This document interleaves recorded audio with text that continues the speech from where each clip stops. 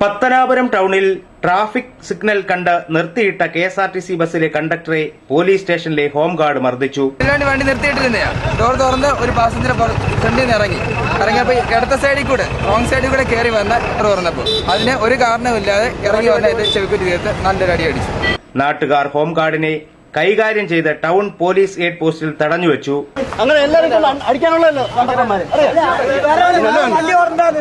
പത്തനാപുരം എസ്ഐയും സംഘവുമെത്തി ഹോംഗാർഡിനെ കസ്റ്റഡിയിലെടുത്തു. വൈകിട്ട് 6-നാണ് നാടകീയ രംഗങ്ങൾ നഗരത്തിൽ അരങ്ങേറിയത്. പത്തനാപുരം സ്റ്റേഷനിലെ ഹോംഗാർഡ് ആവണീശ്വരം സ്വദേശി സജിയെയാണ് പോലീസ് കസ്റ്റഡിയിലെടുത്തത്. പത്തനംതിട്ട കെഎസ്ആർടിസി ഡിപ്പോയിലെ കണ്ടക്ടറായ കോഴഞ്ചേരി സ്വദേശി സതീഷ് കുമാറിനാണ് മർദ്ദനമേറ്റത്. പത്തനംതിട്ടയിൽ നിന്ന് പുനലൂരിലേക്ക് പോയ limited stop KSRTC bus Pathanapuram ടൗണിൽ ട്രാഫിക് സിഗ്നൽ കണ്ട് നിർത്തിയിട്ടു. ഈ സമയം ഡോർ തുറന്ന് 2 യാത്രക്കാരിറങ്ങി.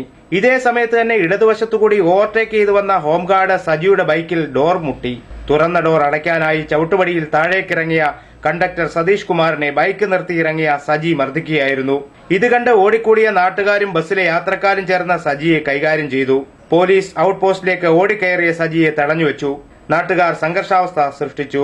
പത്തനാപുരം എസ്ഐ അയൂബ് ഖാനും സംഘവുമെത്തി വിവരങ്ങൾ തിരക്കിയതിനെ തുടർന്ന് വീണ്ടും വാക്കുതർക്കമായി.